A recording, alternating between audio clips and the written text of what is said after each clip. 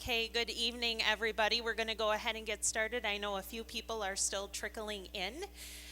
Well, good evening. Thank you for joining us here at Wausau East High School this evening to talk about some of the challenges that we're facing and some of the potential solutions like restructuring. So I just want to say thank you for being here tonight. This is an important conversation, and your input and your feedback is so very important to this conversation. And I also want you to know that it matters. Every single voice matters in this process. So thank you for fitting us into your schedule tonight. We really do appreciate it. So with that, I'd like to introduce just a few members of our school board that are here tonight. We have President Jim Boucher, Vice President Lance Trollope, and board member Corey Sillers. So they are here as well to hear your thoughts and your feedback. So please be sure we'll have plenty of time at the end for any questions, comments, and your ideas. If you have a solution to the challenges that we're facing, please share them. So again, your feedback is very important. So like I said, we'll have plenty of opportunity for your questions and comments, but before we do that, we're going to have a presentation for you. And within that presentation, we're going to talk about the challenges, but we're going to do it from that 7 Habits of Highly Effective People eye lens through that. So that's very useful in our classroom, and our students are learning all about those, so this is a great opportunity for us to reiterate how we can use that in this process. So to get us started tonight, I have a short video for you. It's really going to kind of set the stage for this conversation tonight. In it, you're going to hear some perspectives from some of our parents and some of our staff about why this is an important conversation, and certainly why now is the time to make a change for the good of everybody involved. So with that, we'll go ahead and play that.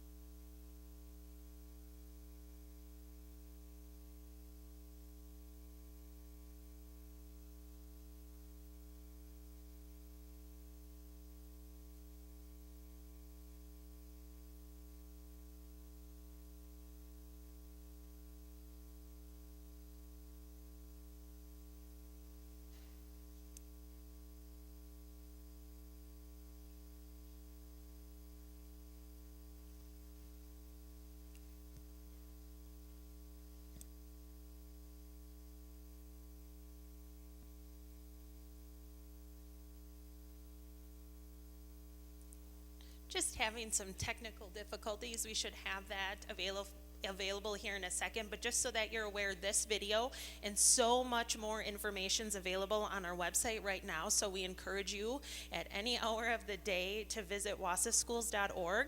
If you click on About WSD and then the Future of the Wausau School District, that'll lead you right to the page. On that page, you'll see this video and others, an explanation of those challenges that I talked about, some of the solutions, and the work of the subcommittees over the summer that really studied the data and challenges and then talked about potential solutions. So I just encourage you to log on to that website. There's also an opportunity there for you to give your feedback. So at this time, we'll just see if this video is ready to go.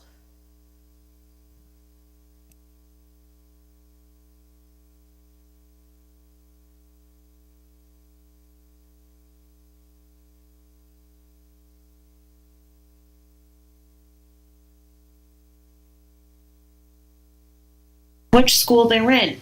And for Wausau School District graduate and parent Kelly Radickle, that doesn't sit well. I feel just reflect on the process, reflect on how we're doing things, and is it truly the best for our students here in Wausau? And if we can do things better, why not? You know, why not take the chance on our kids? She's not the only one feeling that way. Wausau School District graduate, teacher, and parent Joe Stashik agrees. For 16 years, he split his time between Wausau East and Wausau West as an agriculture teacher. And he'll be the first to admit that was hard, both professionally. By 7 o'clock, there were West students trying to find me because they knew I was only there in the morning. And then the same thing, kids would be waiting for me when I arrived at Wausau East. So as a teacher, that doesn't give you a whole lot of wiggle room for prep and grading and getting things ready. And personally. I mean, we always want to have a focus on students first, and all good teachers in this district will stop what they're doing to help those kids. But it takes a toll on a teacher. I was way more stressed out. I had a lot less time. I spent a lot longer hours here in the building after school trying to get caught up. And now being at the one building has made a tremendous difference for not only my students and my kids, but my personal life and well-being also. Like Radical, Stashik is an advocate for a restructure of this district. I think our district wants to be as efficient as we can for not only our kids, our parents, our stakeholder groups, but also our community. Right now, we have to buy equipment for 2 shops, one at East, one at West, and we're buying the same equipment for 2 different places. That's not always the most efficient thing to be doing when we could focus on all the kids at one location. It would give us opportunities to use the same money that we have now, but have bigger, better, and give kids better experiences and career opportunities that they probably didn't even know existed. Opportunities that go far beyond academics. The activities directors at both Wausau East and Wausau West are excited about the doors a restructure could open up to everyone, students, staff, and even the community. Opportunities that truly seem endless. So not only could we fill all our levels at our current sports that we offer, but now we could offer extended offerings off of that. So for football, we could have all levels of football being offered on top of that with having an intramural program. So kids that still want to be involved with the sport. I also see it from a recreational standpoint. You see a lot of our culture changing more to that hiking, biking, kayaking. I would say more of the rec sport type competitions. So we could open up that opportunity to single trek, mountain biking clubs. A move they feel will truly elevate the Wausau School District to the next level, because by pooling resources for things like clubs and activities, the impact could be felt far beyond just our high schools. I think it also gives us the opportunity to kind of spread some of those resources down. So we improve the opportunities and offerings at our middle school and get back where we used to have some of those opportunities in our elementary schools. One of the problems we have now is we don't have those opportunities at our elementary school, which forces our families to have to rely on those clubs to participate, and oftentimes those clubs cost a lot of money, so some of our lower socioeconomic families don't have the opportunity to participate at those lower grade levels. Not to mention, we'd all unite in the process. I would say we're better together. The more we combine and the more prosperous we can become, the more engaging and intriguing it is going to be to come to our city and to our school. I think ultimately we have to look at it from the lens of what's best for all students and not necessarily our own. And it's not about being selfish, but it's kind of about being selfless. Like, what can we do to make this the best opportunity for all of the families and all of our community members? And I think if you can step back from the lens of how it impacts you personally or maybe impacts your children, and not a give and take, but rise everybody up together, that would be my hope in doing this, is that this would make us not only a better school district, but a better overall community. Because at the end of the day, this very conversation about restructuring is really about opportunities. The same opportunities for every single person in this district, and also creating even more opportunities in the process. Or as the definition says, a set of circumstances that make it possible for the Wausau School District to do something. And that something is to be the very best it can be for you, your children, and our community. This is a great opportunity for us to think outside the box. And this is a time for us to kind of rally together as one community to embrace change,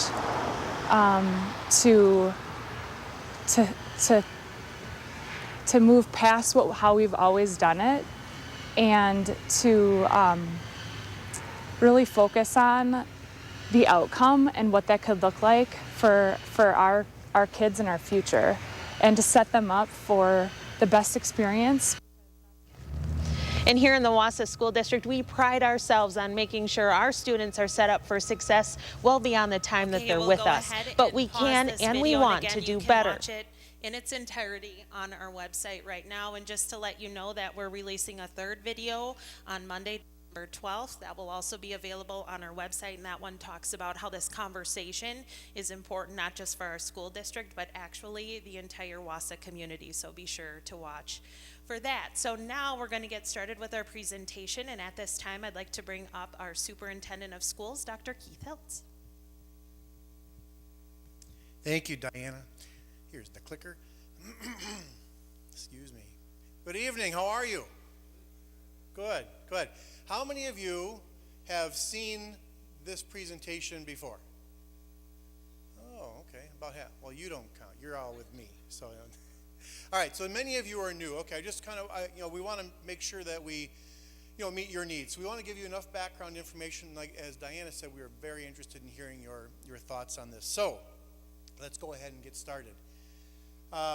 This is what we'd like to do tonight. You saw the opening video. We'll talk about this restructuring through the lens of the 7 habits of highly effective people.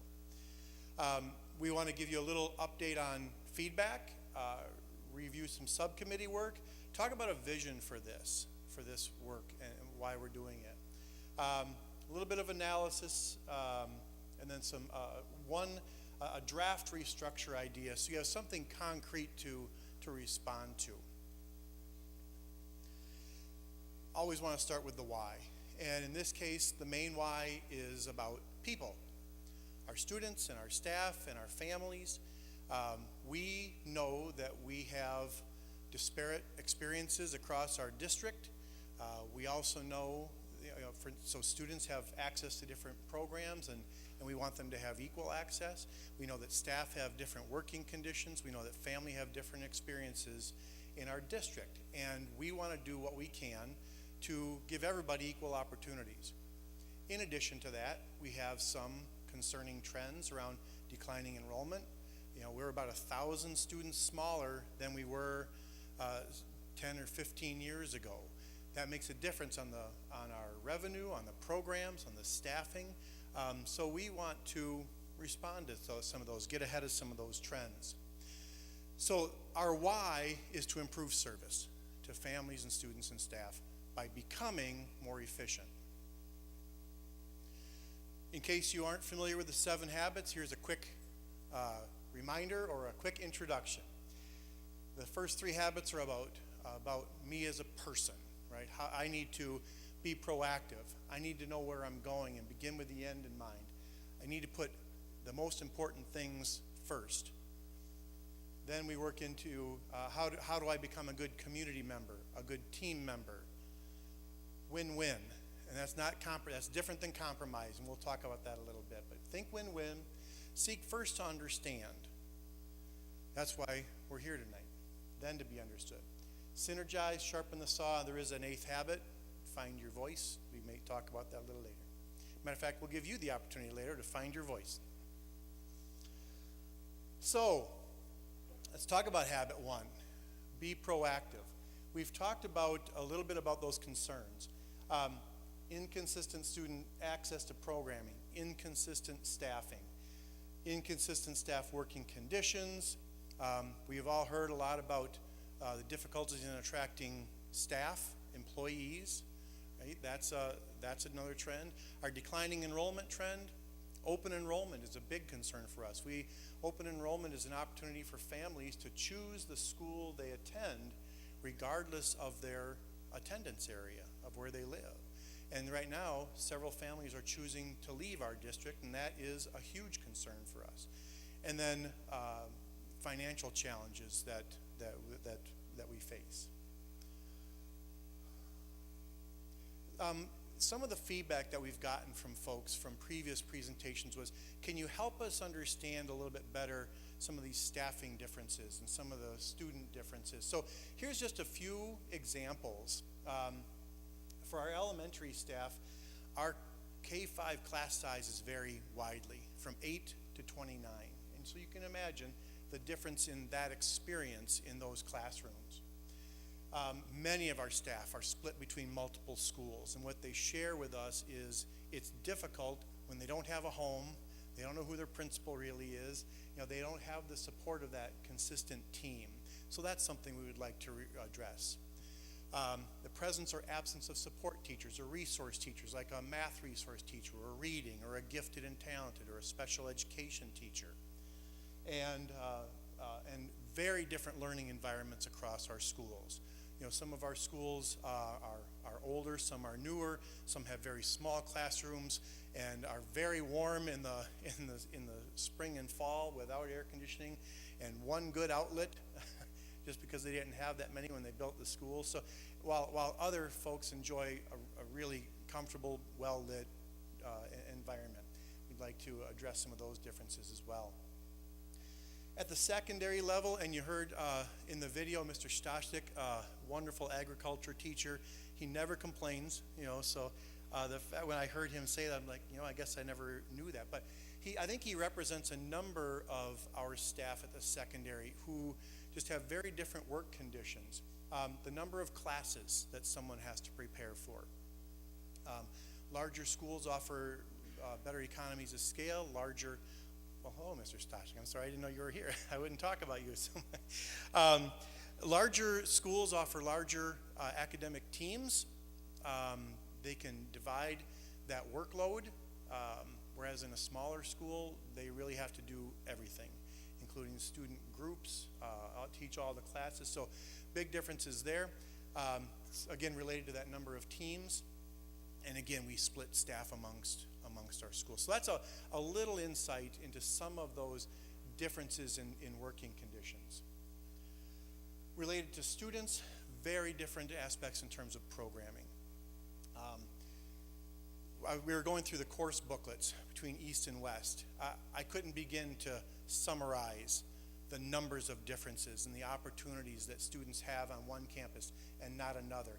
And I should let you know that we would allow students to take courses at the other high school, but the transportation barriers and the scheduling barriers have really proven to be almost insurmountable for them to be able to do that effectively. We've used some creative with the technology and things, you know, but it's far from what we want it to be. I made a note there.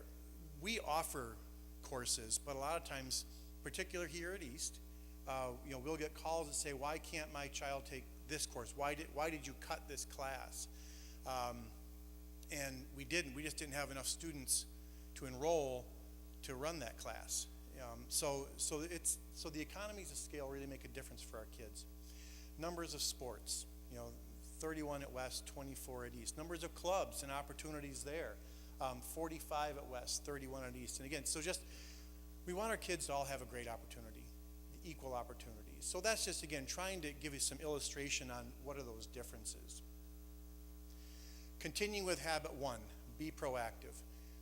You can see this is a graph of the orange graph is the enrollment in the Wausau School District. The scale for that line graph is on the right. So you can see it's from 8830 down to 7630. The blue line is the enrollment trend in the state of Wisconsin. The entire state is declining, but the center part of the state and the northern part of the state declining much more rapidly. So you can see where we used to be up about 9,000 in 2007, and now we're just below 8. So that is a trend. We don't see it changing. People are having fewer children. That has a huge impact on us. We want to be proactive and get ahead of that before this forces us into a change where we can't be proactive, where we have to react to it. I'm going to skip over habits 2 through 4 for now, because before we can have the end in mind, we have to seek first to understand, right? We want to understand your perspective, and then, you know, so we can come to an understanding here. So one thing that has bothered me ever since I got here is that, you know, we have staff asking us, can you please do something about class size disparities? Can you get some more, you know, resource teachers? And because of, you know, financial limitations and others, I've had to say no. And I would really like the opportunity to be able to say yes and be able to help them. So we are listening to our staff. We're listening to you. We identified 13 potential benefits if we were to go through this restructuring process, and we asked people, which of these are important to you? Which are your most important? And I know you can't read that. If you look at this online, you certainly can. But we did get feedback. This is from our families. This is from our staff. And what I thought was probably most important for this conversation was their top 5. And really good news, they agreed, right? They said, these are the 5 things that if we were to restructure, that would be most important to us. Enhancing that student support,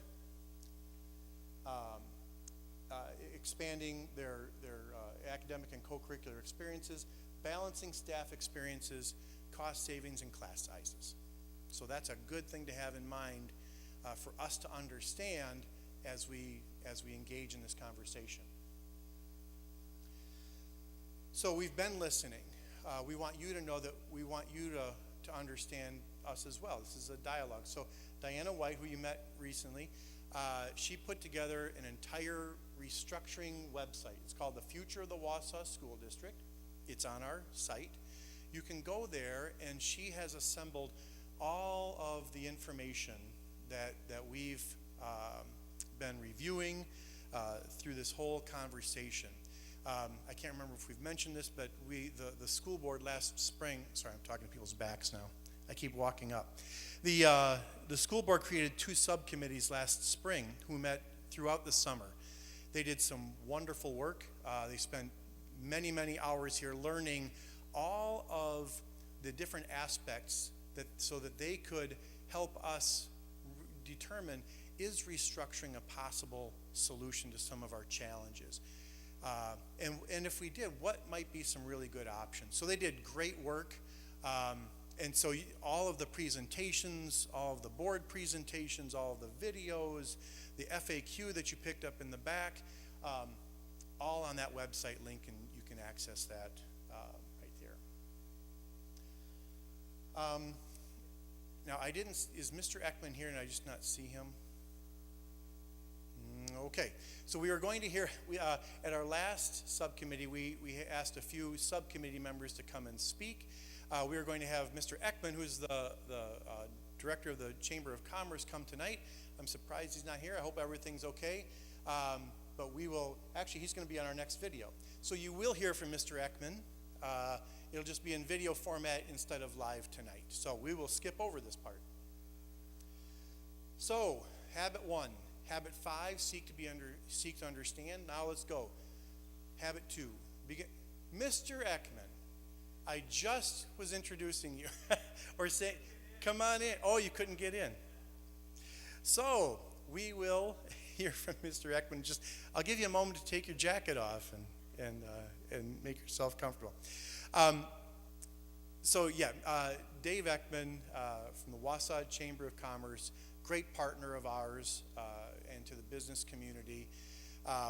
He was on our subcommittee, by the way, on the subcommittees, we had parents and staff. Several of our board members were there.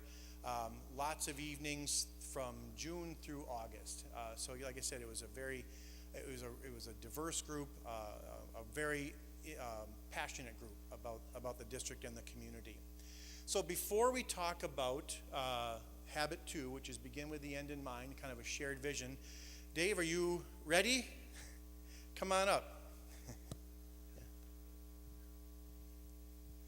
I was a little worried about you when you didn't show. I just spent 2 hours with the technical college, so it's my education day. If you don't know me, I'm a big advocate for education, K-16. Okay. So, Dave, just wondering if you could share with the group kind of your experience from the subcommittee and maybe some thoughts about the potential of the restructuring. Okay. Being involved with the subcommittee this summer, it's really interesting because you come in from an outside mindset, with K-12, and I've worked with all the K-12s in the area for many years. But when you're with the faculty and the administration, the complexity of the challenges in front of the community in the education system, the school district, it's complex. And it gives everybody, especially from my perspective coming in, you can make some assumptions here and there. Yeah, this should be easy. It's not. It's very complex. You have a large task in front of you. The engagement with yourself, you know, in the school board, right there, sleeves rolled up, working with everybody to get this done. A great process. Very enlightening. The academic challenge, the extracurricular challenge, and I can just tell you from my perspective, and being in the business community here for decades, a decade plus, almost 2 decades, it's that river, right?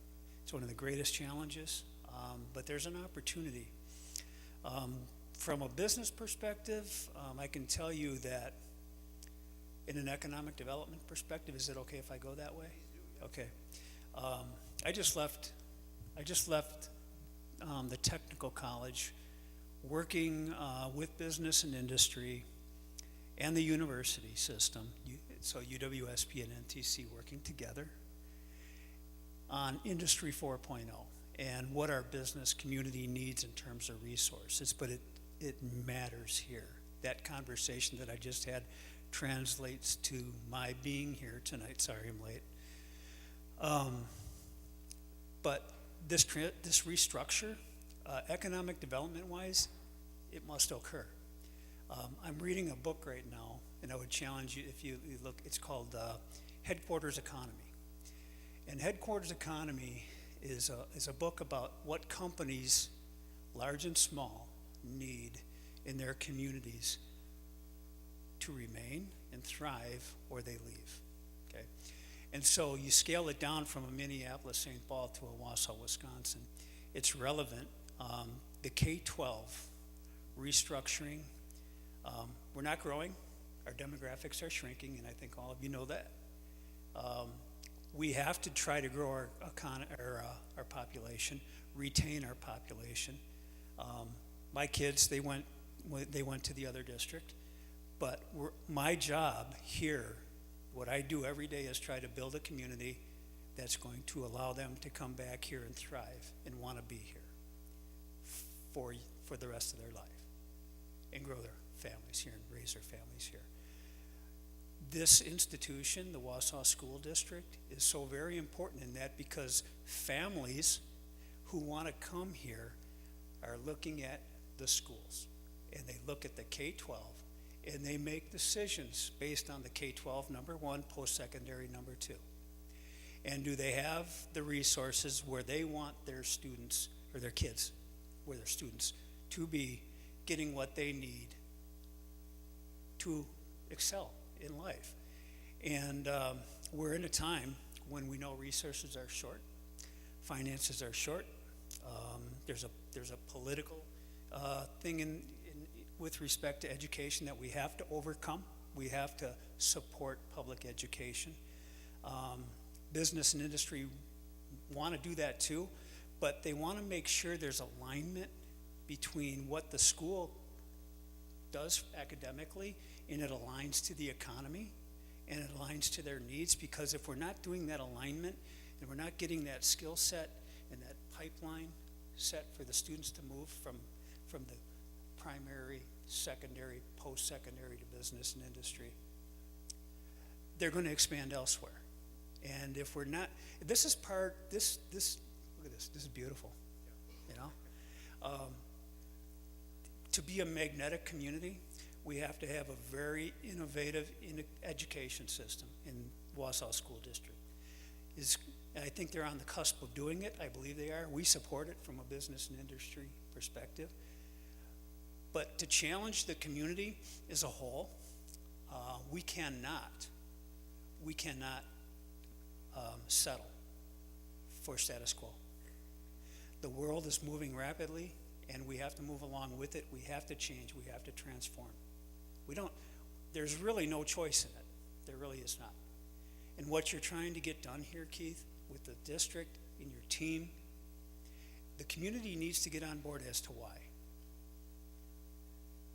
the transformation and just with technology and the things that we're trying to do to align to make sure the whole community, despite the river, has the opportunity to grow. And there's different things for family. Is there going to be change? Absolutely, there's change all the time. And you have to work with it, you know. And I'm here as a champion. This is absolutely necessary. It is. There will come a time when you have to make really hard financial decisions, and you're not going to like what those decisions are. Be part of the movement forward. Be in front of it, or you're going to. We lose as a community. Okay. Thank you very much. Yeah. If I can do anything else, let me know. Will do. Thank you very much for sharing your perspective. I hope you can stay for a bit, right? And we'll have some more of this conversation. So, we've had a number of conversations with the business community. They see the value in this direction. So let's talk about this vision. We talk about, at our elementary levels, we really want to build confident learners, develop those skills. As they progress into middle school, skill development and exploration. When you think about all the jobs, I know it seems weird sometimes to think about jobs with middle schoolers, but that's when they start to explore, right? Start to make some decisions. If you take all the jobs in the world, they kind of fall into 16 pathways. We would like students to be able to explore each of those pathways so they know what opportunities are even available to them. In junior high, let's really inspire them. They've got some skills now. They kind of know where they want to go. Let's really inspire them and start to build a plan in the high school. Let's implement that plan. Let's connect them with employers and higher education. Let's help them build, they and your parents, build a plan that says, this is what I'd like to do. Here's how I'm going to get my training. Here's how I'm going to pay for it. Here's my professional mentor. And then they're ready. They're ready to be a young adult. So that's kind of the vision that's driving this. At the elementary level, a little more specific, it's really about meeting students' needs when they need them to be met. We do everything we can now. Matter of fact, the other night I was at a PTO meeting and they said, can't you solve these problems without restructuring? And just kind of, this is what we do every day. We try to give kids opportunities. We try to support staff. We try to meet kids' needs when they need it. And for structural reasons, we haven't been able to do it as well as we want to. So that's really driving this. Again, balance those staff experiences, give some of those resource teachers to allow, again, to better serve students and families.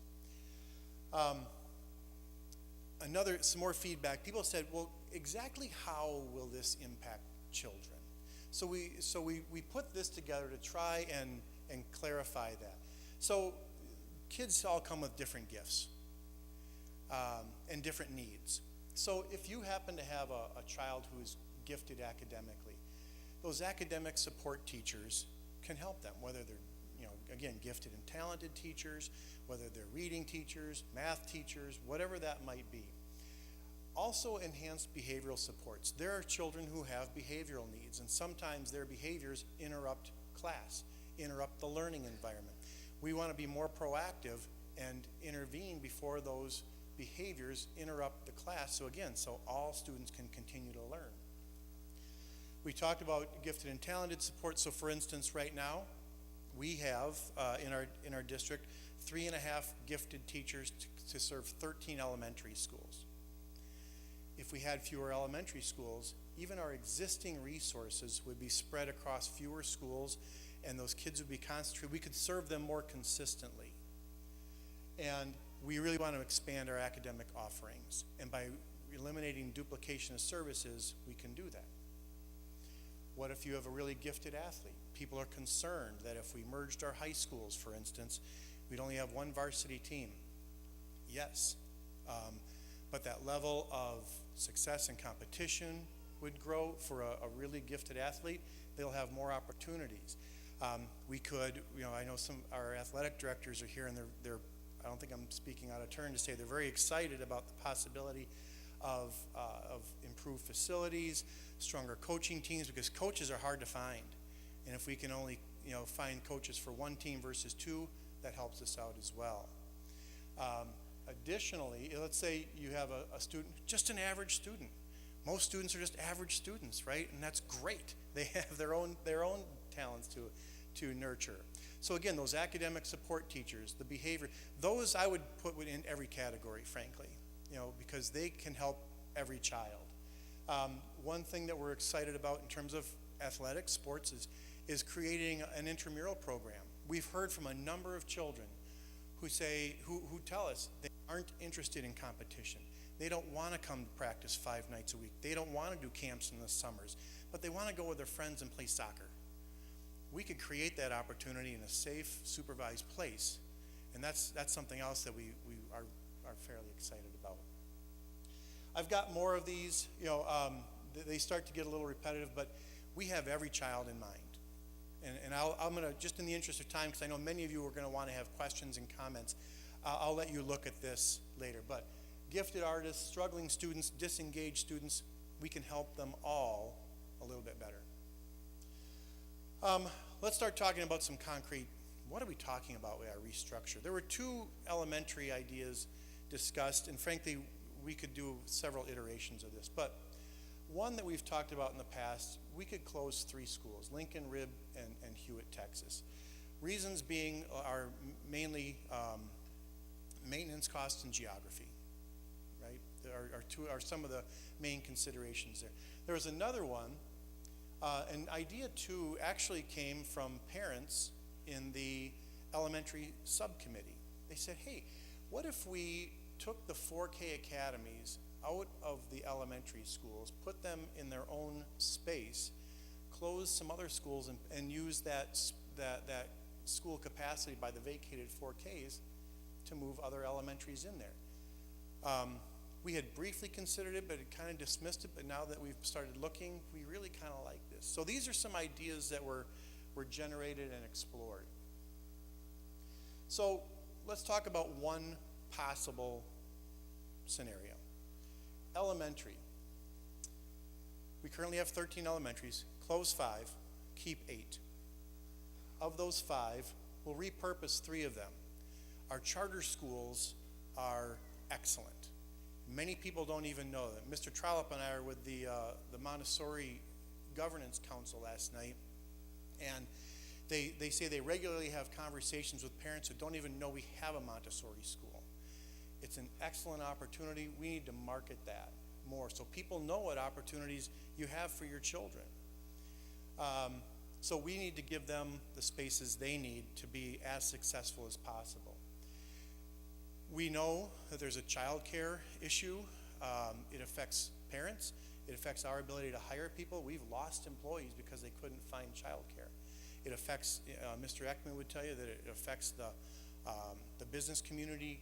We would love to be a part of that solution. And we've been told by some local providers that if we could maybe give them a space to use, they could expand child care access to really high quality child care.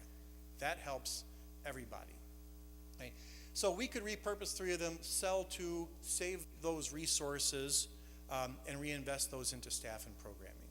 Right? So that, and then that 4K location with a question mark, we're still looking at that. How does this actually work? It really works through efficiencies. These are inaccurate numbers now. They were real at one time, but frankly, enrollment changes all the time. But essentially, if we were to combine those closed 5 schools, if we were to move Hewitt, Texas students and staff, one thing that parents suggested to us, requested maybe, if we combine schools, can we do it as whole school changes so that the staff can remain together and the families, whose children have grown up together, can stay together. So if we moved full schools, currently the average class size at Hewitt, Texas is 16. At Riverview, it's about 24. You combine those, and you end up with a class size of about 22. Now, in this case, we don't gain efficiencies of teachers, okay? But in some case, and I've got some notes a little bit later. In some cases you do. For instance, the next one, Rib and South. We moved Rib Mountain into South Mountain. Current class sizes, or average class size is about 21. South Mountain's about 19. That 24, it could be 24, and we recover 4 teachers that we could reassign as resource teachers, or if we choose, we could reduce that class size and reassign some of those teachers to the classroom. The thing is, we would have an option. Right now, we really don't because of how tight we have to schedule. So you can see the rest of it, but that's kind of the mechanics of it. You merge 2 schools, take advantage of efficiencies, take the classroom teachers, reassign them into a resource teacher role. There's another one. Let me just take real quick on these notes here. This doesn't even consider our support staff.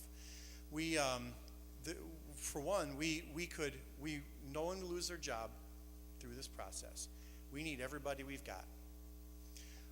So we could take the support staff and assign those as classroom support staff. There's a number of positions, frankly, that we have not been able to hire, and that means that workload is spread across our other staff, puts a great deal of stress on them. We would like to right size that staffing. Doesn't take into account some other staff. And I mentioned earlier the other example of, for instance, like I talked about GT, which is up there, being able to serve fewer schools instead of 13, right? And allowing their work to have more impact. So that's kind of the mechanics of how that happens. This is an attempt to show, of those 13 outcomes, which of those could we actually achieve? Anything with a check, it would achieve those. A couple of them are question marks. We don't know about, the top one is called intangibles, our culture, our traditions. That would have to be a separate team that really talks about that. Those are important. As a matter of fact, just a quick note. You'll note that it is had the fewest votes, if you will, for level of importance, but there are a number of people who say that's in their top 5. So, and we've heard from many people, what about our traditions? Will we be able to retain those? Right? So that's important to a number of people. So we can achieve most of our desired outcomes in that particular scenario. I'll quickly go through secondary as well. Here it's really about equal opportunity for students. We talked a little bit earlier about how the opportunities are different. We want to bring those together. Again, balanced work expectations for staff. We could better align our student experiences. They're very, very different in the 2 schools. And again, by not duplicating efforts, we can expand programming. Our secondary restructuring committee reviewed several options. This is a graphic trying to show. They looked at, is there any reason to do nothing? And they quickly said no. Those challenges that we're facing need to be addressed. They talked about changing boundaries. They talked about one high school. They talked about one high school on 2 campuses in a couple of different variations. When they had finished their months of work and exploration, the option that they felt had the most potential is that one in the big green graphic in the middle, that 8, 9, 10, 12. That's one that we're giving some extra attention to based on the feedback from that subcommittee. So in this case, if we created a junior high serving grades 8, 9 and a senior high serving grades 10, 12, then another domino effect of that, could be that maybe 5th grade then moves into the middle school. And as soon as I say that, parents get very nervous. I don't want my 10-year-old in the middle school. But there are a number of ways a 5th grader in the middle school could still be with an elementary teacher, just like they are in the elementary, right? So there are ways we could do that. But for purposes of exploration, we could create 5, 7 middle schools and then reconfigure our 2 high schools into that 8, 9, 10, 12 structure. Again, those same outcomes, we could achieve many of those through that effort. So, Habit 2, that's kind of the vision. Begin with the end in mind. Habit 3, put first things first. It's all about better service to people, right? Better service to students and families, aligning our resources for better service. Habit 4 is think win-win. If we can improve service to students and families, become a more attractive employer, and make better use of our resources, that's a win-win-win. So we think we've got something there. Synergize is about new alternatives. That's what about these conversations, that's what this is about. Those subcommittees did some really nice work. We just want to work together to create the best version of this district. 7 is sharpen the saw. And why do you sharpen a saw? It's easier, right? When you use that saw to cut a board, to cut a tree, I always liked Abraham Lincoln's quote, and I may not get it quite right, but he said, if I had 8 hours to cut down a tree, I'd spend 6 of it sharpening the axe, right? Because when you put that effort in, you get results. That's what this is about. Our staff work incredibly hard. Students are working hard. Families are working hard. Let's make sure that we get the best outcomes from that effort. This is in process. But there is a long list. Part of the reason I created this pros and cons list is just to start to say, there is no perfect plan. If there was a perfect plan, we'd be doing it. There are benefits and there are costs to anything we do, even if we just stay still, right? So we're starting to put together a list of pros and cons and costs and benefits, and this is just starting to let you know, we know this is not a perfect proposal. So you can look, we could add to that list. That's just the beginning. These are just examples. So next steps, on Monday, the school board's going to start to look at some high school options, some of the ones you saw up here, and start to narrow options. Because to really create a plan would take thousands of staff hours and months. And so we want to know where we want to go before we start putting that kind of effort in. Timeline, this is just, the fastest it could go. If the board made a decision this winter, it would still be another year and a half before anything could really be implemented. All right, so this is a QR code. It's the same one that's on that sheet of paper if you pick that up on the way in. At this time, what we'd like to do is hear from you. We'll take, I wonder, Bob, would you mind grabbing an extra mic? We had another person who's come and help us today, but maybe if Diana goes over there, and John, if you go up there, and Bob, if you go over there, if someone has a question, a comment, a suggestion, we've got somebody with a mic. We are being recorded, so we do want to make sure that people who are watching online can hear your questions and the answers. And we've got a number of our administrative team here today who can help answer. We've got board members who have really valuable insights as well. So at this time, we'd really like to turn it over to you for commentary. Whoever would like to start.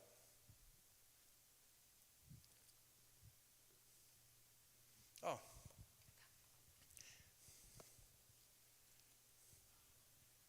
Thank you. Hi, my name is Fred Thiele. I have 2 grandchildren in the school district, freshman and junior. And this school district, I think, is phenomenal. It's a great school district. We have 2 wonderful high schools and a number of elementary schools. This school district has been known for years to be one of the best in the whole state. And I think we got to keep that in mind, that what we have is great. He keeps saying that we need to look forward. We are forward. We have 2 schools that have different philosophies, the modular system and the traditional system. Keep that in mind. The other thing, I won't talk very long, and people get a mic and they can't stop talking, but just a couple more points. One thing about the high school. My granddaughter's a freshman at East and is on the volleyball team. And she's not the best, and she admits that. She just wants to be on a team. And so we have 3 JV teams here at East. 3. It's wonderful. Everybody gets to play, almost. Now, if we go to one high school, you think there's going to be 6 volleyball JV teams? No, there's not enough room. Okay, another point about the varsity, and he mentioned this, that there will be just one varsity team. Right now we have 2, and this is important to kids. Yeah, he's talking about the intramural, and that's important too, but they strive to be on the varsity and the JV. That will end. It will just be the stars. And that's got to be kept in mind. The other thing is that Wausau East has about 900 students. That's not a small school. Wausau West has, I'm not sure, I think it's like 1,500 students, roughly. Spash, at one point, had 2,500 students. And they were ready to split. They were going to build a new school in Plover. But their enrollment started to shrink, and now I think they're probably under 2,000, like Everest is. So keep that in mind. We're going the opposite way. And I know we have shrinking enrollments, but perhaps there's other options like boundary changes and so forth. Elementary, I better stop talking, but there's a whole lot of reasons to keep neighborhood schools. Maybe those 3 schools had to be closed because of declining enrollment, but don't take away our neighborhood schools. We don't want factory schools. Okay. Yeah, thank you. We'll take the mic back, though. No, I want it. My name is Carl. I grew up here in Wausau. I went to East. I went to Hawthorne Hills. I went to Horseman. I went to Franklin. And when I see this plan, I see it as shit, and I am glad I moved to Stevens Point. I'm glad I will stay in Stevens Point because this is going backwards, like you said. I played on varsity baseball. I played on JV, and those plans you have will destroy that opportunity, like you said. This is a poison pill. This is a problem, and you will destroy the education system in Wausau. And I recommend you to go back to school, Mr. Doctor, whoever you are. Okay. Other questions, comments, suggestions? Yes. I have a quick one. I saw in one of, I'm Christine. I had children here at school years ago. Obviously, they're older. I saw in one of your graphs that as you combine the schools, that there will be schools that are at or above capacity. Does this not raise, I know it's under cons there, but does this not seem like a problem? What if there is a slight increase in population? Things happen. I mean, just out of curiosity, how would you mitigate the issues with that? Seems like a big one. Yeah, we're looking at that right now, and actually at the elementary level, the idea of moving our 4Ks does mitigate that immediately and for a long term as well. So there are solutions. We just have to dig into those. We haven't gotten to that detail yet, but we already have one possible solution to that. So thank you. Mm-hmm. Hi, Carol. Hi, I'm Carol Pond. I'm a parent in the district, and I worked for the district for a number of years, and I worked at Wausau West. I live on the east side, so I have a little bit of both perspectives. I have a question, but I do want to say I'm a huge proponent of always doing what's in the best interest of students, and right after that, the best interest of families. And this is really hard, and I and the board and Keith can say, you know, Carol is not always kind when she asks a lot of questions. And I really want to get to the bottom of why we're doing things. My main concern is class sizes at the secondary level. I want you to know there are disparities between the east side and the west side in the education that our children are getting. Not to say east teachers aren't teaching great, they are, but the type of opportunities is there. And I'm not as concerned about with athletics and activities. We are going to have those, they'll be wonderful. but academically, we don't have equal opportunities. In large districts that have multiple high schools, they have one registration course book for that high school. Appleton Area School District, Eau Claire School District, that have multiple high schools, 2, 3 high schools. It's one registration book, which means they have the same exact courses offered at each school. That means no matter where you live in the community, you get an equal opportunity at the same education. That's not the way it is here in Wausau. That's not acceptable, it's not okay, there has to be a solution. My question is, if we combine to one campus, what research is there, Dave or whoever else, about people looking at our district to move here? Are people interested in having their children be in a class size of 550 to 600 students, when Everest still is in that 300 range of a class size and will probably be larger than SPASH for class sizes? Is that a draw or is that a deterrent? So there are a number of schools, that have class size of 5 to 600. Mr. Boucher worked at some of those very high achieving, suburb schools in Minneapolis. What size were they, Jim? I don't know. 3 to 3,200. Yeah, so 2,300 kids to 3,200 kids. Very high achieving. Do you have any interest in responding to this? I guess research, in terms of, I think what parents tell me they want are high quality opportunities for their kids. Exposure to, to what possibilities are available to them. People who care about them, right? That's what I hear that they want, and I don't think that, having a graduating class of 550 students would be a deterrent to that. Again, that economy of scale allows us to offer improved programming. That's our vision. So I don't know if that answers your question, Carol. Sort of. I still see that we are in a struggle with Everest, right? To attract families and choose our district. When a family sees UC Everest and sees that they can be in a class size that's much smaller, how are we more attractive to those families coming to a larger class size? I graduated with a class of 12 other fourth-year people, so I'm from a big school, and we had 3 high schools in my community. Yes, we'll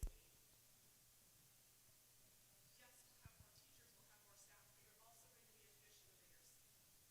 And how are we going to show families that Wausau is the school to go to, when just next door we have this other school that's smaller and maybe has more opportunities and being smaller as well? I don't think they could have more opportunities. I think that's one of our goals is to have more opportunities, and again kind of leverage our partnerships with businesses and NTC. So I guess I would disagree with you. And again, let's be careful with the term class size. Typically, when we talk about class size, we're talking about how many students are in a class at a time, right? 20, 25. Graduating class, I've heard that as a concern, but maybe I need to hear that. I think it's a concern for parents. We're going to be competing with each other's children for scholarships, for recognition, for honors, for getting into college. At the high school, like class size matters. That graduating class size is a big deal. And at Everest, for that gentleman that was concerned about athletics, that's not a big concern of mine, but you've got more of an opportunity to be on a varsity team when you're in a smaller size. Sure. So Yeah. those are things that I think we need to look more at. Thank you. Yeah.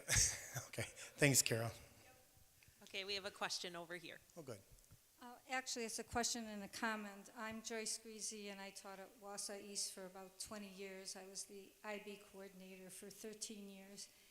And with a combination of the high schools, I can see many benefits and some issues also, as people are saying.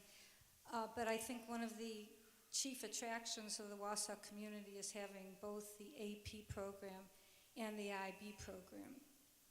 And so if the 2 high schools were combined, it would be ideal if both programs were maintained, I think, for the community. Thank you. Yes, we have heard that loud and clear, and there's no reason we could not maintain both of those as we bring our students together in a cohesive way. I'm going to pause just for a second. Many of our board members have been involved in these conversations. I just want to make sure, is there anything anybody wanted to add at this point? Okay, all right. Do we have more questions or comments? You got that coming behind you. I promised myself I would keep my mouth shut, but I can't.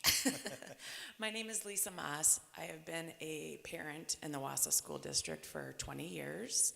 I have 2 graduates from Wausau East, and I have 1 middle schooler now.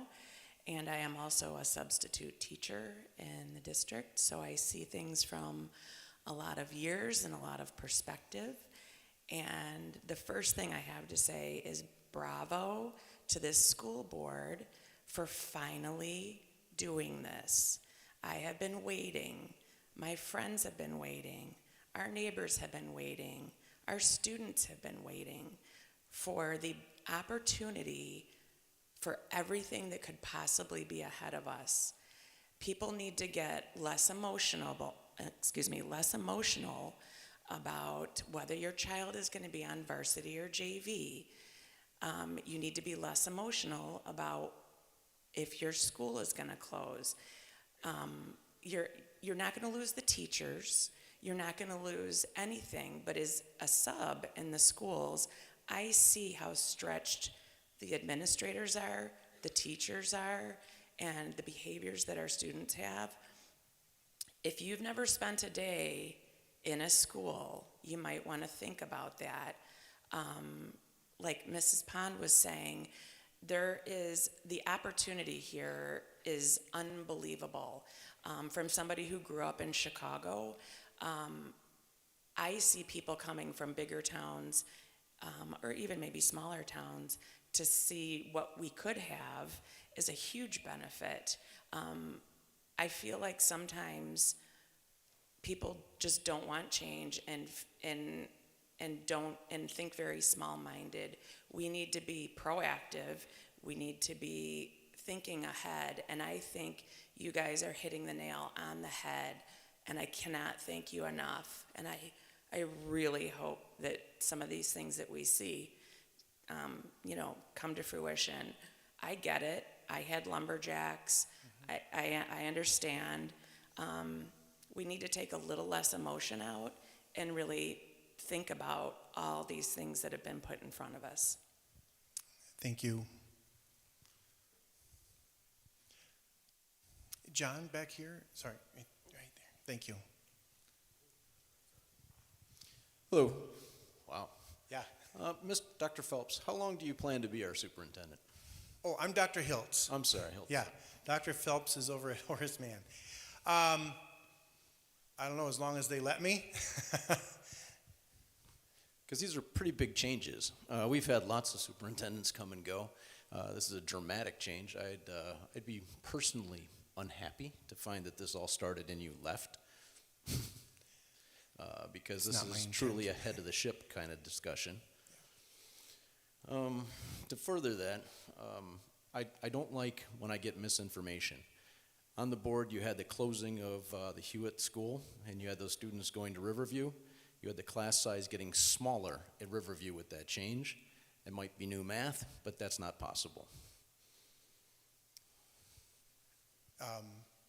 It is. I'm sorry, because if you take 350 students and you take another 100, and you take all those teachers and combine them together, the class size does go down. That's just the building's not that big. It is actually. Yeah, we had our principals get together just recently, and we mapped it out, and they fit with actually some extra room in there. Yeah, sorry. The other way to explain that is if you take, say, 2 large class sizes at Riverview that are sitting at 26 or 28, whatever they might be sitting at, and you take a smaller class size from Texas Hewitt sitting at 10 or 12, you now have 3 teachers dividing all of those students up, you end up with smaller class sizes. That's where that reduction happens, is adding that additional section to that grade. Say you have two third grade classes that sit at 27, 28 students, and you have a third grade class over at Texas Hewitt sitting at 10. Take that total, divide it amongst 3 teachers, you'll end up with a smaller class size and a more even class size. And I think that's what you were talking about from a staff perspective is you have teachers that are operating larger class sizes, seeing other teachers in other schools that are operating smaller class sizes and, having questions about that, right? Thank you. So continue this. The next question is the real issue at our high school seems to be school choice. What are the implications of not following school choice? Or eliminating school choice within the Wausau School District? Well, if I'm understanding you correctly, when you're talking about school choice between East and West? Correct. So that's one of our goals, is to give every student the same opportunities. You're missing the question. Okay. The question is, people are choosing to go to West. If you eliminated that option and had the people that lived on the East Side go to the East Side schools, would that solve your problems? I see. No, because the student density is just much less over here. So we would still not be able to offer the same programs. Our teachers would still have disparate working conditions. That would be similar to, I think, the changing boundaries argument, which we found did not accomplish many of our desired outcomes. Why is that? Why would not changing the boundaries and equalizing the number of students in the schools, why would that not correct the problem? Sorry? Oh, go ahead.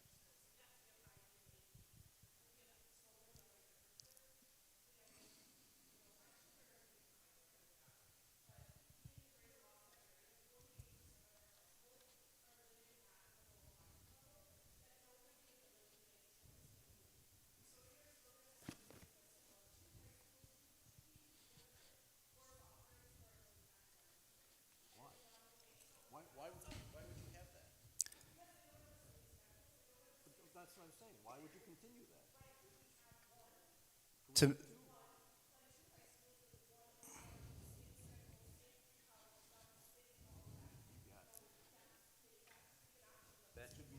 That should be evaluated in depth.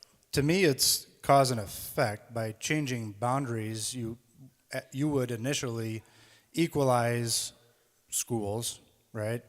But you won't change people choosing to move demographically either back over to another territory or outside of our school district.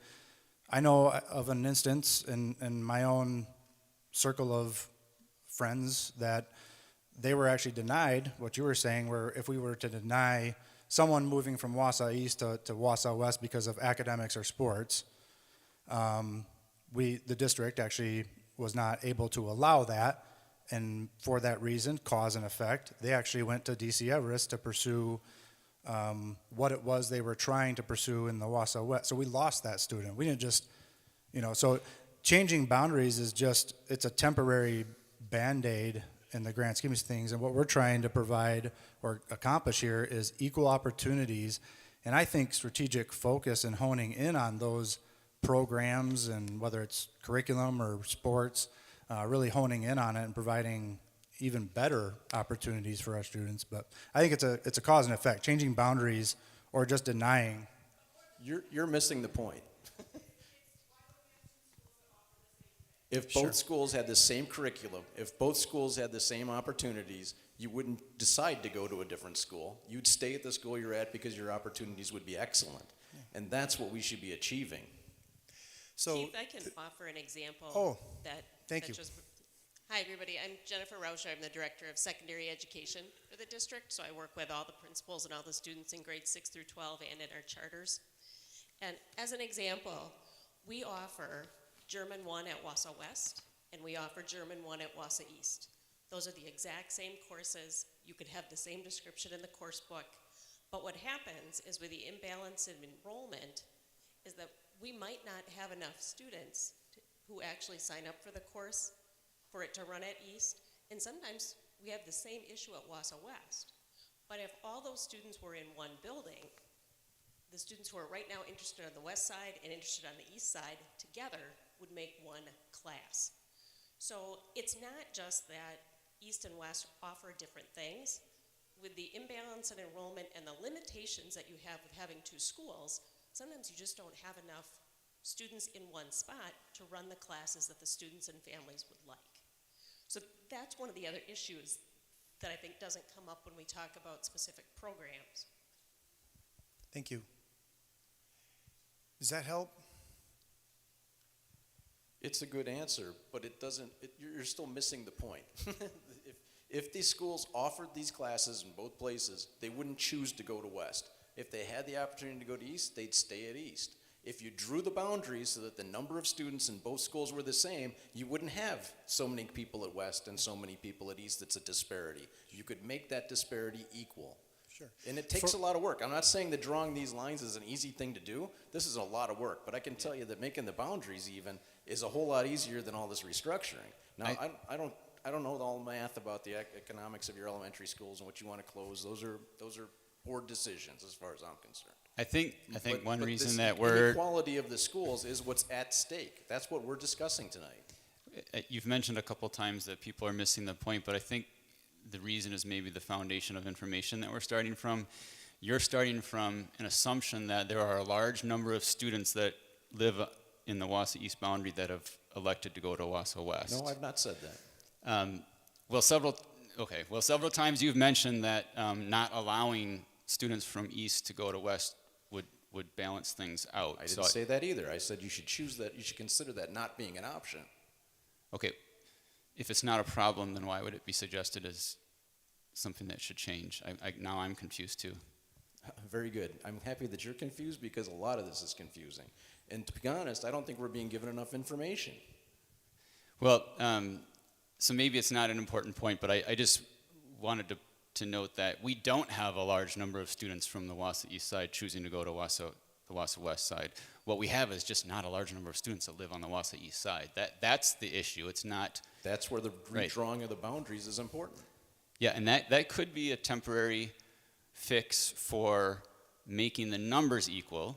Now, it wouldn't address the issue that was just brought up about oftentimes not having enough students to support a class split into two schools where we could if they were split or if they were combined into one. It wouldn't address the issues of trying to run, two technology programs in two different schools and trying to fund both of them, trying to fund everything twice. So it wouldn't address those issues. It could address some capacity issues. But there's a whole list of other issues that wouldn't address, even if we could assume that the boundary change would be a permanent thing. But it's not a point that isn't worth bringing up because we've brought it up. We've talked about it in board meetings. But boundary changes are one of the things we've discussed. It's one of the things that was discussed in the secondary subcommittee as well. They discussed boundary changes and what the pros and cons are to that. Thank you. Oh, John, yeah. Hi everyone, I'm John Winter. I'm the Career and Technical Education Coordinator. So I want to speak a little bit to the inequality of the programming at both schools. And one of the challenges, talking about changing boundaries and things like that, that might be a temporary fix or a Band-Aid, but I can speak on behalf of the challenges of finding the teachers that are teaching in these programs. And Brad, I think you're well aware of the engineering challenge, right? We have one teacher that teaches engineering who actually has a mechanical engineering degree. That makes Wausau School District elite in my mind. I bet you can't find another engineering teacher teaching in K-12 with a mechanical engineering degree. We have an automotive teacher that is known as the best teacher in the state of Wisconsin teaching transportation and diesel, auto mechanics, auto body and collision. Accounting is another example in my area. Very difficult to find accounting teachers that can teach accounting 4. Computer science, it's another very challenging subject matter to find a quality computer science teacher because they job out, they go into industry and they make additional salaries beyond what teachers make. So I can speak to the inequalities of programming from a teaching standpoint and a staffing standpoint. very difficult to do. I can also tell you we have amazing teachers in all of those programs that we offer to students, but not at both schools. So that's part of the, changing a boundary might be able to change some numbers here and there, but again, we're not offering quality programs to all students. And if I could, I think what you and Carol might be suggesting is just create the same programs at each school. Am I right? So, yeah.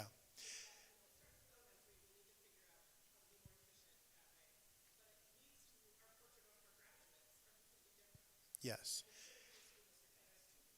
Yeah. And I think, I think what Mr. Winter is talking about is one of the structural barriers we've found to being able to do that. We've had those conversations. We can't replicate the autos program in both high schools. We can't replicate the engineering program in both high schools. There's a number of programs that are very resource intensive and probably more so staff skill intensive that are not able to be replicated. And even if we could, the density of student population really wouldn't support it. So I hear what you're saying, and we've explored those, but structurally there are just barriers to that. But I appreciate you sharing that, because those are the kinds of things we need to explore. Yeah, sure.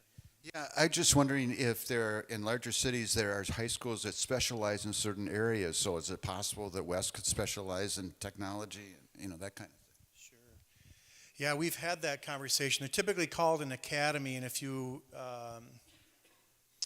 I just back up here a second to that secondary somewhere here. Oh, there it is. You see that academy with a question mark down on the bottom. So an academy typically is what it's called, what you're talking about, and you'd have one school that would specialize in certain areas. Often it's a technical area, and the other would be more of it could be like a fine arts school or something specialized like that. And again, what that in a district this size, as opposed to like a Racine or it divides our resources. It does not offer the same opportunities to all of our students. We aren't really able to support, for instance, a school that would be just like a trades or a technical school and a fine arts school and a business. We just don't have the student density to do that. Thank you, though. Hi, my name is Paula Hayes, and I've taught at Muir, West, and East. I'm currently the librarian at East, and I've been here for 12 years. So first of all, I want to say I am just proud of what we do at Wausau East High School. Though we don't offer as many opportunities as West, I don't feel that we offer less. What we do offer is high quality and student-centered that builds on our teacher and student strengths. For example, right now at Wausau West, right now at Wausau East, a class is offered called Architectural Design, I think it's called, and Joel Pataconi, an art student, offers it here. My daughter goes to West. She won't have that opportunity. But what we did do is look through WAVE, and her interest is interior design, and she's looking at taking that as an online course next year. I taught for West for 5 years. I'm concerned about the mental health of our teenagers. I taught on the 3rd floor. For 5 months out of the year, I would go in the dark and leave in the dark. What is the effect of our students when they have no sunshine, and the one thing they see is a Chromebook and fluorescent lights for the majority of their day? If we restructure, will an auto shop be built on the west side? And will we need a referendum to add to West? I'm concerned if Wausau West starts to be at 1,700. When I was there, I believe we were at about 1,600, and it was extremely crowded. I don't think it was shown on this presentation, but at the last presentation, you used the top 100 schools in Wisconsin, and I don't think you showed that slide tonight. One of the schools that they used to compare us to was Whitefish Bay, which is a suburb of Milwaukee. That concerns me because they don't have the same socioeconomic needs, special ed needs that we do. I would prefer that you would use some data with people or school districts that have the same demographics as we do. And I guess my question as a taxpayer, as a parent, as a teacher, if we don't restructure, what programs will be eliminated, what will be the cost savings, and approximately how many students will be impacted? So I know that's very loaded. There's a lot of things out there, but like I just don't feel I have enough information either. You know, thank you, Paula. I can answer some of those, I suppose. Here's something we learned through our subcommittee. I mentioned this earlier. They spent, months learning about questions like that. Our goal in being here tonight is to give you an understanding of what the challenges are and what we hope to accomplish, how we want to address those. And I'll be honest, if Paula wants to come and sit with me for a few hours, I could probably answer a lot of those questions.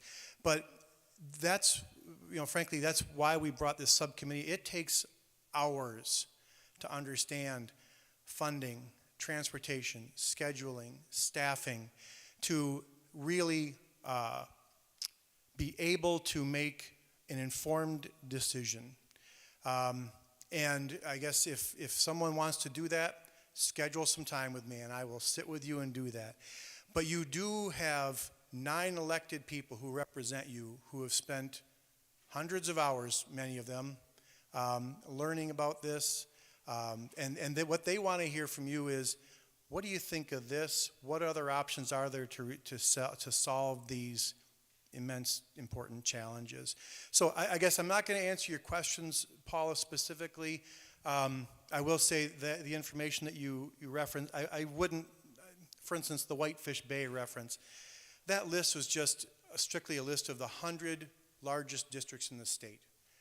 So that we aren't trying to compare class sizes to Athens, a district of a few hundred students. We're just trying to give some comparable data that has some relevance. And so I guess I'm gonna not answer all your questions.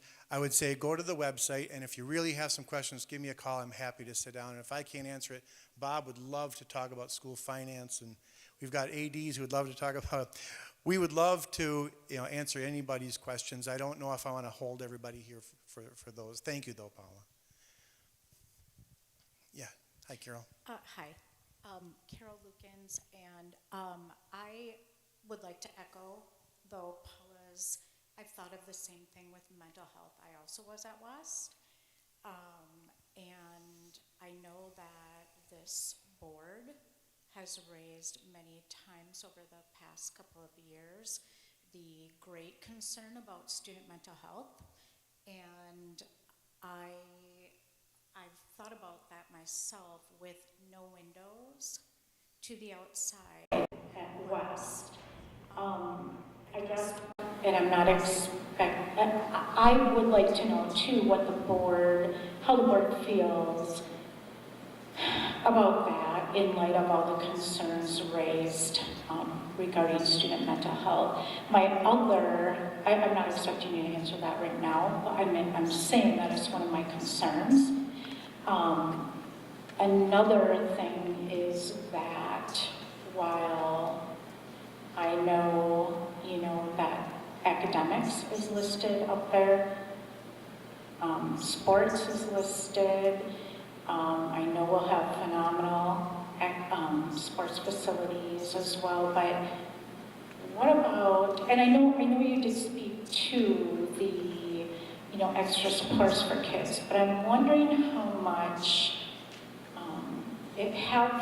have board members, have you visited the different schools as far as the students? Because I would also echo Paul's concerns about the number of children of poverty in our schools. And so, I believe this may have been brought up, but I'm at one of the charter schools, and if the charter schools were moved, we have students at our school that take these classes, so that would displace these students, and they're in high school. So, and I'm not, I know that you're exploring.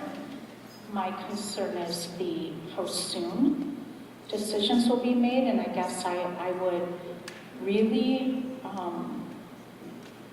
appreciate if you know, there was more exploration, I guess, of some of this before decisions are made, because we want equal experiences or opportunities for all, but my concern is that that might not happen, or that for some that really need those, they're not going to get those. So those would just be my questions. Thank you. And I don't envy you the task, but I do have those concerns. I feel like I need to respond a little to the mental health situation. I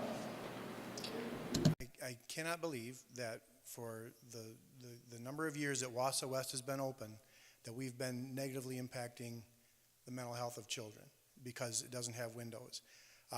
We have strong relationships with kids. We have people who are trained to deal with mental health. We are not damaging children by putting them in Wausau West. So I want to say that. I will share too. It's not about me, but we start to share a little bit about I actually went to a school, a high school that was split. It was a 9, 10, 11, 12. And I will tell you, the feel of that 11-12 campus was wonderful, very mature. It had no windows. It was built in the 70s. Does this sound familiar? Right? And those were the best years of my life, right, in high school. I wouldn't go back to that if I, but so one thing, I do not feel we are doing damage to students' mental health if they're attending West. Secondly, you referenced poverty. How do we interrupt the cycle of poverty? By giving opportunity, by giving support, by showing them what's possible in their lives and helping them get there. It doesn't matter what building they're in. It matters about the people and the opportunities we give them. Thank you. So, do we have other questions or comments?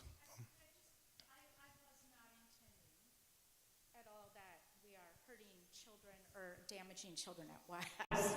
I was there and I know what it's like to not have windows, and so I mean I would love to see there's something to be done to, you know, if you spend all day at West, would you agree, Paula? Yeah. Like honestly, so I'm not saying we're hurting or damaging students, but there has been the mental health issue raised over and over, and I just know that there is like scientific evidence about, you know, sunlight, so that's why I was bringing that up. Thank you.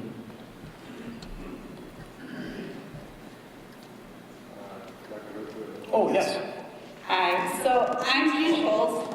I was on the elementary subcommittee, and I can tell you that the amount of education that we had to go through to get a baseline understanding for the elementary schools of what some of the challenges are between programming and funding. And I'm an accountant, and I spent almost 11 years working in government.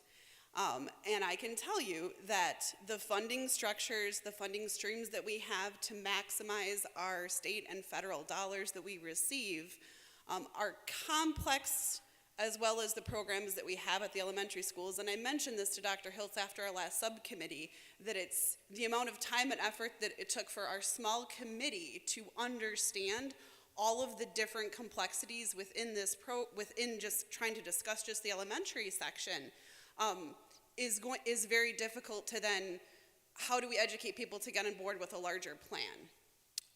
So I think, you know, from that standpoint is, I know you had mentioned that, you know, I feel like I don't have all the answers, I don't have all the data, because the data is a lot to go through. I spent 4 hours after one of the meetings just scrubbing one report that we got from Mr. Tess. And so, I mean, there's a lot of data to understand, and a lot of the ideas that were thrown up here. We did do a lot of analysis and trying to understand what are some of the benefits of things. And I know it's hard. I know that a lot of people want to think with emotions, And I mean, as a parent, do I want what's best for my kids? Yes, but I also have to look at a taxpayer. As a business owner myself, I can't attract new employees to my business if we don't have daycare. I cannot get new accountants for my firm if we don't have good accounting programs at the high school and good correlations with the tech and with the universities in this town. We're doing a detriment to our community if we say status quo is good enough, because it's not. I can tell you as a business owner, I moved here 15 years ago because I believed that this community would be what Appleton and Oshkosh is in 15 to 20 years. I haven't seen that happen. We're kind of at a standstill within our community, so I think that as a community, we have to start to look at things differently and accept that we're not gonna have all of the answers because the numbers behind everything are extremely complex, but know that those people who are leading this and those people that are involved are evaluating everything along the way and then trying to just double check with our community to say, hey, are we really off our rocker, or are we kind of going in an okay direction right now? Thank you.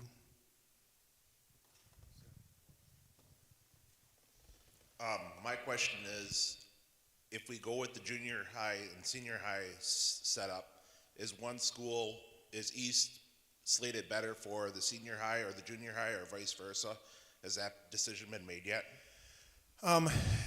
If we went 8, 9, yes. We did explore either East or West in that scenario, and West does have more capacity. And so we would propose that the 10-12 be on the West campus.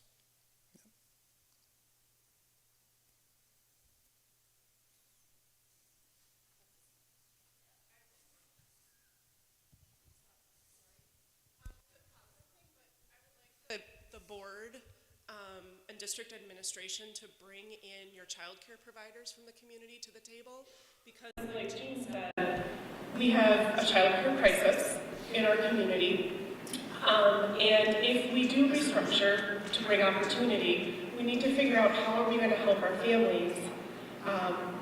Not every school has before and after care, and it's paid. You have to pay for it. I mean, I've paid almost my mortgage every month for before and after care for years. But not every school has that, so that's an inequality. Do we have to work with more child care providers to provide it at every school? Do you reach out to your other partners, like the place that I work, to try and figure out how we are providing more care to our elementary kids before and after school? And if we go to the elementary, middle, junior high, senior high platform, we're going to have 5th graders in a middle school. We're going to have parents that maybe will have kids in 4 schools, but for those, it could be pre-K, middle, it could be 5. I mean, it could happen if we have pre-K schools. How are we going to make sure that we have childcare opportunities for those 5th graders as well? Because, I mean, I've got a 4th grader and a 7th grader, and I can trust my 7th grader, and my 4th grader I can sort of trust for a moment. So, and I work at the Boys and Girls Club, so we serve 3rd through 12th. And 5th graders need supervision, they need care, they can't be home alone, they can't be doing all these things. So we have to consider at least a before care option at that middle school as well. So please bring the community to the table for some of those discussions. The Y, Wausau Child Care, the Boys and Girls Club. We're probably the big hitters in helping solve that, but you need that in place too to help families feel comfortable with, okay, you're closing a school, our kids are going to another school, but we need to know that they can be cared for. And then we have to figure out cost of that as well. Thank you, Carol. Yeah, Gundrum, I don't know if she's here, she's our HR director, and I are part of a countywide group, including our child care providers and a number of others. And we are talking about that exact thing. How do we expand access to high quality child care? How do we help retain the employees in that industry who have horrendous turnover rates? How do we make it more affordable for families? So the questions that you're bringing, that's exactly what we're working on. And we think that the concept I talked about earlier is one possible solution. And I'll just remind people, I don't know how much I said about it, but if we emptied one school or part of a school, we have some schools that just have capacity. If we could loan that space to a childcare provider. Now they can, without those overhead facility costs, they could afford to pay their employees more, and they could reduce the cost of the care, retain their employees, and expand childcare. That's one of the models that seems to be emerging with some potential. So kind of consistent with what you're saying. We would love to bus kids. We got a little busing issue right now, in case people haven't noticed. We're working on it. Sorry, it's not funny.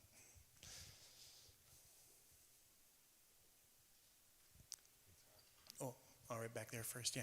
So since you just brought up the busing issue. Really? You're really going to make me talk? Okay, well, go ahead. I've been thinking about it, and I was Okay. just kind of holding off. But Yeah. so we're by Hewitt, Texas, Mhm.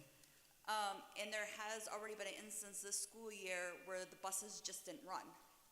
So if you're going to bus children all the way into town, and all of a sudden the buses just decide not to pick up our child that day and bring them to school, it's a little bit of a haul for parents to, if they are home yet, to get their child to school. So I know children will adjust no matter what age they are to ride the bus for an hour, hour and a half, whatever they have to do. I rode the bus for an hour and a half many years living out in the country. My bigger concern with that is just the buses not picking up. Yeah, ours too. We know. I will just share that the folks over at First Student are, if you have students who are being bused, you're aware of the tremendous effort they're trying to put into creative thinking, trying to solve that issue. Yes, transportation is probably one of our main concerns in this. And so as we continue to go down that path, we have a little team, we're talking about transportation. We don't have any answers yet for that. Did I put that on the cons? Longer bus rides, yes. So, but it's more than that too, and I hear what you're saying, so thank you for sharing that.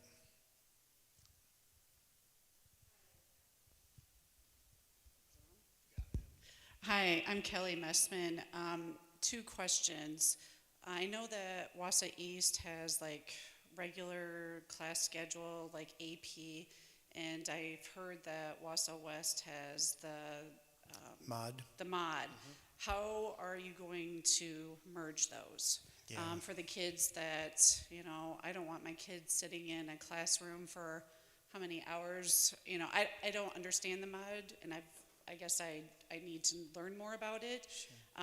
And then the other question is, how are you going to address the parking situation at Wausau West when you're combining two high schools with 3 grades that drive? Yeah. And with that, like the other schools merging, the traffic, I've been a parent, I work in the school district, and I see what a nightmare it is. And so how is this all going to be addressed? Because Sure. it's a huge concern in my opinion. Yeah, thank you. So regarding the flex mod schedule, when I got hired, they told me if I ever got rid of that, I'd be fired. So if you don't want me here, I'll just get rid of the flex mod and I'm sorry. The flex mod is very unique, and frankly, Wausau West was built to support it. It's a series of 15-minute transitions or 45 minutes, and we've got experts here that could tell us a lot more about it. I will tell you that the merging of the two high schools and the planning that would have to go into that is a tremendous amount of planning. It makes us nervous, but more so, it really excites us as we talk to teachers about the possibilities that could emerge from a realigned 9-12 or 6-12 or 5-12 curriculum. Very, very exciting. So, yeah, I guess if you want to talk about the flex mod schedule, I don't know if I don't know if we'll keep it. I think we will because people have been very committed to it. Again, that whole building is built around it. So I imagine it would stay. I guess that we are going to have to invest in time for our staff to come together to kind of recreate that system. So we don't know what it would look like yet, but we have a lot of content experts, planning experts, that we can bring together and redesign that system. I'm sorry, what was the second question? Parking, yeah. We are looking at that right now. There is room to expand it a little bit. We've got some partners that are very good at designing campuses and buildings, and they can tell us what the needs are and what the solutions are. We don't have those, but we are working on that as well. Yeah, Jennifer.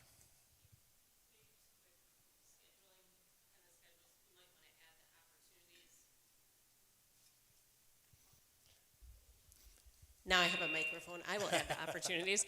I think that, although Keith's right, we certainly haven't made any decisions about schedules, because even the decisions about exactly what the restructuring would look like are still being formed. But I can tell you the conversations we've had is if you have smaller grade bands in each of the buildings, it gives you a chance to really look at what would be most developmentally appropriate for the age of students there.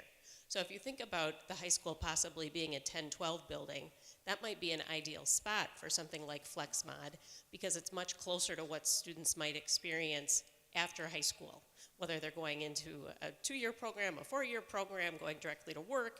A lot of times there's flexible hybrid type models in those scenarios.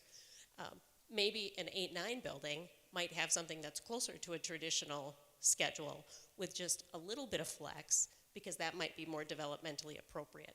But I think whether we're thinking about the classes we offer, the way we teach, the way we structure the day, this gives us an opportunity to really look at what do we know about how students grow and develop, and what can we do to best support and invite that development throughout their experience. Thanks for sharing that. Sure. Yeah, I have some retired friends who taught at SPASH, and they have a high school with 2,500 students or so, and they said it's a factory. It is so crowded, day after day after day. And do we really want that for high school kids? Do high school kids really want that kind of situation? I think not. 900 students is a nice size high school. There are high schools that are 200 or 300 kids who offer German and Spanish and so on. I think you've got to think about that. Wausau East is not a small school. Thank you, thank you. How about, we got one more here, okay. Hello. Hello. I was wondering if you thought about the people that are going to leave when you close the elementary schools. Have you asked the families if they might leave and go to BC Everest, Anago, Merrill, Mosinee, parochial? That's gonna take your enrollment down. Sure, yeah. We haven't asked. Frankly, one of the things that we hope to reverse is that open enrollment trend. I mentioned it earlier. People are already choosing to leave. We've got to step up our game to make sure that we can keep the families who live here. Might some folks leave? They might in the short term. But as we expand programming, as we expand opportunities for kids, as we improve supports for kids, we will reverse that open enrollment trend and keep the folks who live within our boundaries. So yeah, I would expect that our open enrollment out would grow a little bit for a short period of time.